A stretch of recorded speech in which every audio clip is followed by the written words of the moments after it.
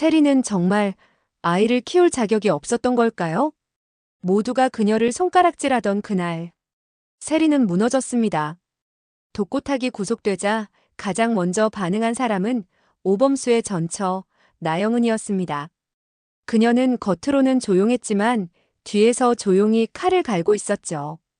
오범수와 한이를 버리고 떠났던 과거를 지운 듯 이번엔 한이 엄마의 얼굴로 컴퓨터 앞에 앉았습니다. 사건은 나영은의 교묘한 인터넷 글 하나에서 시작됐습니다. 자신의 입장을 유리하게 포장한 그 글에는 편의점 알바 계모가 아이를 키운다고요? 계모 아빠는 감옥, 계모는 우울증 정신과 치료 이력. 아무리 이혼했어도 그런 사람에게 아이를 맡기다니 미친 거 아닙니까? 라며 이름만 밝히지 않았을 뿐 독고탁이 구속되었다는 내용과 교수인 오범수가 제자인 독고세리와 눈이 맞아 재혼을 준비한다고 쓰여 있었죠. 그 글은 온라인 커뮤니티에 빠르게 퍼져나가기 시작했죠. 독고탁이 구속되고 자신의 일상을 조용히 견디고 있던 독고세리는 한이를 위해 맛있는 간식을 만들어주려던 어느 날 우연히 육아 커뮤니티에서 자신에 대한 글을 보게 됩니다. 알바 계모가 뭘 안다고 아이를 키우냐. 범죄자 집안에서 자란 사람이 엄마라면 아이가 불행해진다는 비난이 쏟아졌고 그 글엔 수십 개의 악플이 달려 있었죠. 세리는 숨이 턱 막히며 휴대폰을 손에서 떨어뜨립니다. 나는 정말 자격이 없는 사람일까? 한이가 나 때문에 손가락질 받게 되는 건 아닐까? 혼자 방 안에 앉아 조용히 울던 독고세리는 거울 속 자신의 모습이 더 이상 엄마로서 당당하지 않게 느껴졌습니다. 세리는 멍하니 앉아 자신을 향한 공격적인 말들을 되뇌이며 점점 자신감을 잃고 무기력해집니다. 그날 밤 오범수는 세리의 집 앞으로 찾아왔습니다. 세리는 오범수를 보자마자 말없이 눈물을 흘렸죠. 아니, 세리야 왜 울고 있어? 세리는 말없이 휴대폰을 건네주었고 화면엔 육아 커뮤니티 사이트에 쓰여진 긴 글 하나가 떠 있었습니다. 이거 누가 쓴 거야? 나영은이겠죠. 분명히 그 사람이 썼을 거예요. 교수님, 저 정말 자신 없어요. 아빠 일도 미안한데 아빠 때문에 한이에게까지 부끄러워요. 세리는 눈물을 쏟으며 오범수에게 기대고 오범수는 조용히 그녀를 안아줍니다. 그딴 글 신경 쓰지 마. 넌 한이에게 세상 누구보다 따뜻한 사람이야. 독고탁 회장님이 독수리 술도가에 피해를 주긴 했지만 세리 너를 사랑하는 마음은 진심이시잖아. 사랑받고 자란 너는 한이에게도 사랑을 주고 있어. 한이가 내 손만 잡는 이유, 나보다 널 먼저 찾는 이유, 그건 세리 너가 좋은 엄마가 될 수 있다는 증거야. 그 한마디에 세리는 또 한 번 눈물을 터뜨렸습니다. 며칠 후 세리가 일하는 편의점에 나영은이 찾아왔습니다. 나영은은 세리를 향해 차가운 미소를 지은 채 말했어요. 이제 그만 물러나요. 당신이 키우면 한이가 불행해질 거 몰라요? 내가 한이를 낳았고 지금도 한이를 가장 잘 아는 사람은 나야. 세리는 아무 말도 하지 못하고 굳어 있습니다. 나영은은 계속해서 말했습니다. 당신이 조용히 물러나주면 한이도 당신도 덜 아프게 끝낼 수 있어요. 세리는 조용히 눈물만 흘렀습니다. 예전에 편의점에서 싸웠을 때처럼 당차게 대꾸할 수 없었죠. 그래도 세리는 조금은 힘내어 말했어요. 전에도 말씀드린 것 같은데 엄마 자격 없으세요. 먼저 교수님이랑 한이를 버리고 간 사람이시잖아요. 한이도 저랑 잘 지내고 교수님이랑도 곧 결혼할 거예요. 나영은은 피식 입꼬리를 올리며 말했습니다. 아버지가 독수리 술도가의 횡령에 조작 영상으로 구속되신 걸로 아는데 그런 아버지를 둔 딸이 피해자 가족이랑 결혼하는 게 말이 된다고 생각해요? 인터넷에 신상까지 퍼뜨리기 전에 알아서 떨어져요. 한이는 누가 뭐래도 내 딸이니까. 그 말은 명백한 협박이었습니다. 세리는 아무 말도 못할 수밖에 없었죠. 집에 돌아온 그녀는 참았던 감정을 터뜨리듯 소리 없이 울기 시작합니다. 내가 뭘 잘못한 거지? 왜 한이에게 다가가는 게 이렇게 힘든 일일까? 그리고 세리는 구속된 독고탁을 다시 떠올리며 속으로 또다시 원망했습니다. 아빠 때문에 내가 이런 말까지 들어야 하다니. 진짜 밉고 속상해. 그날 오후 오범수는 자신의 사무실에서 세리와 한이의 사진을 들여다보고 있었습니다. 범수는 절로 미소가 번졌습니다. 하지만 그 따스한 순간은 전화 한 통으로 무너져 내리고 말았죠. 여보세요?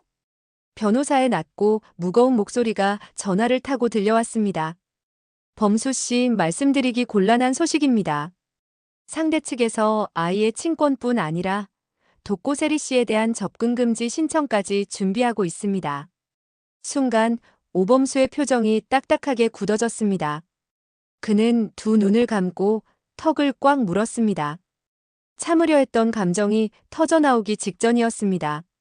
접근 금지.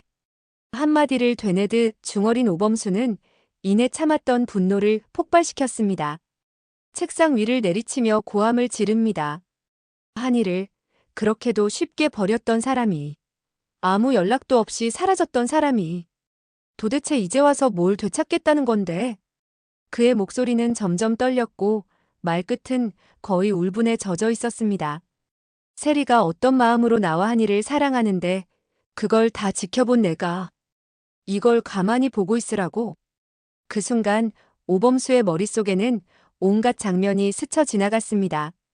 세리가 한이 곁을 떠나지 않던 모습, 한이가 세리 품에 안겨 환하게 웃던 모습, 셋이 함께 다정하게 산책했던 행복한 순간, 그리고 세리가 한이가 내 전부예요라고 말하던 진심 어린 목소리까지. 한이에겐 나영은보다 세리와 함께하는 게 더 행복해. 오범수는 결심했습니다. 더 이상 이기적인 욕심에 아이가 상처받는 걸 두고 보지 않겠다고. 오범수는 여느 날처럼 한이를 베이비시터에게 맡기고 출근을 서둘렀습니다. 출근 준비를 하며 한이에게 인사를 건넸어요. 우리 한이, 아빠 일 다녀올게. 오늘도 예쁘게 놀고 있어야 해. 알았지? 한이는 아빠의 손을 잡고 배시시 웃었어요. 그 곁에서 베이비시터도 웃으며 맞장구 쳤어요. 걱정 마세요. 제가 잘 보고 있을게요. 그렇게 평화롭게 하루가 시작된 듯 보였습니다. 하지만 이 평온은 오래가지 못했습니다. 그날 오후 세리는 평소처럼 한이를 데리러 베이비시터 집을 찾아왔습니다. 문을 두드리자 베이비시터가 활짝 웃으며 문을 열었습니다. 아, 세리 씨 그게. 한이는 한이 친엄마가 데려가셨어요. 그 말이 떨어지자마자 세리는 온몸에 피가 거꾸로 솟는 느낌을 받습니다. 한이 엄마요? 네, 오전에 잠깐 들러서 하니 오랜만에 본다고 잠깐 산책하고 오신다고는 아직 안 오시네요. 그 순간 세리의 눈빛이 급격히 흔들립니다. 숨이 목에 걸려 들이마시는 것도 어렵고 다리가 휘청이며 힘이 풀립니다. 그 여자가 한이를 데려갔다고요? 그 자리에 주저앉은 세리는 정신을 가다듬고 곧장 경찰서로 달려갔습니다. 경찰서에 가며 오범수에게 바로 전화를 걸었어요. 한이가 없어졌어요. 나영은이 데려갔대요. 오범수가 깜짝 놀라며 되물었어요. 한이가? 나영은 진짜. 내가 알아볼게. 오범수는 전화를 끊고 나영은에게 전화를 해보았지만 수신 차단을 해둔 듯 연결이 되지 않았습니다. 경찰서에 도착한 세리는 숨도 고르지 못한 채 접수 창구에 소리칩니다. 아이를 데려갔어요. 몰래 아이를 데려갔다고요. 한이요. 오범수 씨 딸 오한이요. 경찰이 당황한 듯 다가와 물어봅니다. 잠시만요. 아이를 데려갔다고요? 데려간 사람을 아십니까? 나영은이라는 사람이에요. 아이 친모예요. 하지만 한이는 오범수 씨가 혼자 키우고 있어요. 경찰은 신분을 확인한 뒤 조용히 말합니다. 죄송합니다. 아이의 생모가 데려간 경우 유괴로 판단하기 어렵습니다. 뭐라고요? 아니, 그 여자는 양육권도 없는 상태고 한이를 돌본 적도 없어요. 그런데 왜요? 양육권과 관계없이 법적으로는 유괴가 성립되기 어렵습니다. 정식 친권 분쟁이 진행 중이라면 민사로 다투셔야 합니다. 세리는 경찰의 차가운 설명에 또 한 번 무너졌습니다. 세리는 오범수에게 다시 전화를 했어요. 세리는 흐느끼는 목소리로 말했습니다.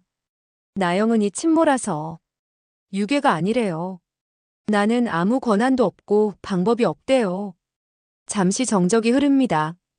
오범수는 핏대가 서린 목소리로 말했습니다. 내가 지금 그리로 가고 있으니 조금만 기다려줘요.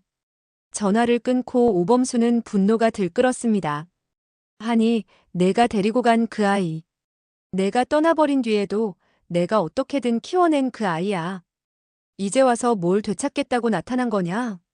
오범수는 가슴을 부여잡은 채 숨을 내쉽니다. 경찰서 도착한 오범수는 나영은과 연락이 두절되었다고 오한이의 실종 신고를 접수했습니다. 접수를 해놓고 놀란 세리를 달래어주며 집에 데려다 주었습니다. 그날 저녁 오범수는 바로 변호사를 호출합니다. 그리고 단호한 어조로 지시합니다. 모든 법적 조치 가능한 것 전부 다 진행해 주세요. 친권 소송뿐 아니라 아이와 세리에 대한 접근 금지 신청도 같이 넣어주세요. 변호사가 놀란 눈으로 묻습니다. 정말 접근 금지까지 하시겠습니까? 나영은은 한이를 사랑해서 데려간 게 아니에요. 이기심으로 데려간 거라고요. 이미 버렸던 아이를 갑자기 이제 와서 빼앗아간 사람을 난 믿을 수 없습니다. 그리고 오범수는 가정 전문 상담기관에도 연락합니다. 한이의 심리적 충격을 최소화하기 위해 아동 전문가 상담을 병행할 계획까지 마련했습니다. 오범수는 다짐했습니다. 이번엔 내가 끝까지 막을게. 한이도 세리도 다시는 울게 하지 않을 거야. 내 가족은 내가 지킬 거야. 그로부터 이틀 뒤, 오범수는 아침부터 어딘가 불안한 예감에 휩싸여 있었습니다. 나영은은 계속 전화를 받지 않고 경찰도 조사를 시작했다는 말만 반복했습니다. 그 순간 낯익은 번호로 걸려오는 한 통의 전화. 여보세요? 수화기 너머로 들려오는 목소리는 생각지도 못했던 그러나 익숙한 나영은이었습니다. 오빠 한이가 열이 너무 높아. 계속 울기만 하고 분유도 안 먹고. 지금 병원이야 오빠 와줄 수 있어? 나도 너무 무서워요. 그 말을 듣는 순간 오범수는 손에 쥐고 있던 휴대폰을 떨어뜨릴 뻔합니다. 가슴이 쿵 내려앉고 머릿속이 새하얘졌죠. 곁에 있던 세리가 놀라 다가왔고 오범수는 거의 외치듯 말합니다. 한이가 병원에 있어. 같이 가자. 두 사람은 차를 타고 급히 병원으로 달려갔습니다. 오범수의 손은 핸들 위에서 떨리고 있었고 세리는 그 손을 꼭 잡으며 말했죠. 괜찮을 거야 그래도 한이. 엄마랑 있었잖아요. 하지만 오범수의 눈빛은 다르다 못해 무너지고 있었습니다. 한이의 고열, 울음, 병원 그 어떤 단어도 가볍지 않았으니까요. 한이를 향한 죄책감과 나영은에 대한 분노, 그리고 막을 수 없었던 상황들이 한꺼번에 몰려왔습니다. 병원에 도착한 두 사람은 곧바로 소아과 병동으로 달려갑니다. 그리고 침대 위에 누워있는 작고 창백한 한이를 본 순간 세리는 참지 못하고 눈물을 쏟습니다. 한이야 아빠 왔어. 아빠 여기 있어. 이제 괜찮아. 응? 정말 미안해. 너무 미안해. 오범수는 아이의 이마를 짚어보며 열이 떨어지지 않는 걸 확인하고 바로 의료진에게 다시 검사를 요청합니다. 의사는 말합니다. 고열에 따른 탈수 증상이 심합니다. 지금은 링거를 맞고 있지만 며칠간은 경과를 봐야 해요.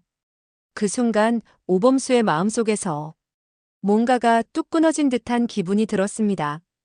그는 더는 기다릴 수 없다고, 더는 양보할 수 없다고 생각했죠. 그날 밤 병원 인근에 있는 조용한 카페. 세리와 단둘이 앉은 자리에서 오범수는 깊은 숨을 들이쉰 뒤 세리의 손을 잡고 말합니다. 세리야, 나 더는 미룰 수 없을 것 같아. 한이가 우리 딸이라는 걸 법적으로, 공식적으로 지킬 수 있는 방법을 택하고 싶어. 세리는 놀란 눈으로 그를 바라봤습니다. 오범수는 작은 상자를 꺼냈습니다. 열린 상자 속엔 반짝이는 반지가 들어있었습니다. 나랑 결혼해줘. 그리고 한이를 우리가 함께 지키자. 혼인신고를 하고 법적으로 한이가 어떤 위험에도 노출되지 않게. 나도 너도 이 아이를 전부 품을 수 있도록. 세리는 눈시울이 붉어집니다. 말없이 고개를 끄덕이며 조용히 손을 내밀었습니다. 나도 그래야겠다고 생각했어요. 한이는 우리 딸이에요. 어떤 이유로도 다시는 흔들리면 안 돼요. 이후 두 사람은 가족에게 알리기보다 먼저 법적인 절차부터 준비합니다. 혼인신고 서류를 챙기고 한이에 대한 공동양육 의사를 문서로 남깁니다. 그리고 그 전에 가장 먼저 하고 싶은 일이 있었죠. 바로 독고타기 면회. 그날 세리는 얇은 하얀 블라우스를 입고 손에 작고 예쁜 꽃다발을 들고 있었습니다.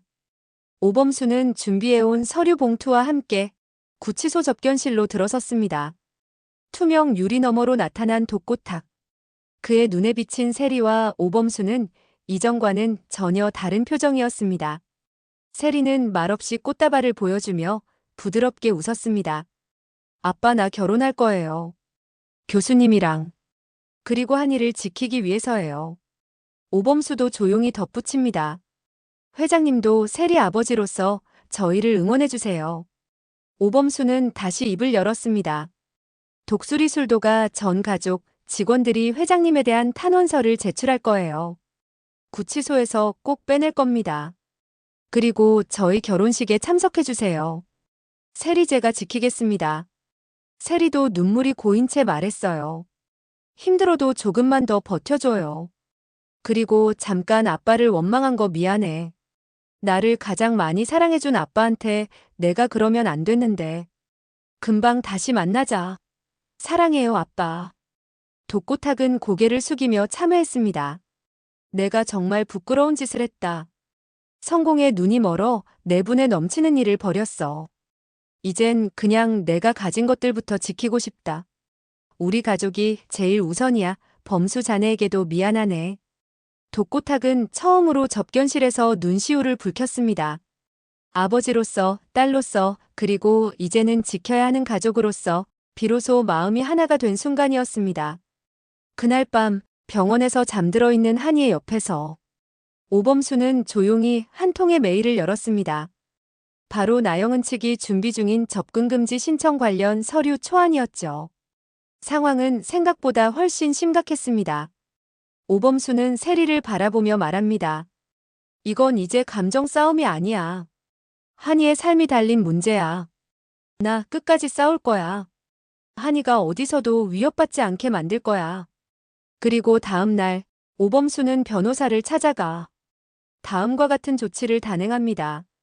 한이에 대한 임시 후견인 지정 신청, 세리와의 혼인신고 접수 및 가족관계 등록부 변경, 나영은 측의 접근금지 신청에 대한 강력한 반박자료 제출, 나영은의 과거 양육방임 정황을 담은 관련 증빙자료 수집, 오범수는 더는 물러서지 않기로 결심했습니다.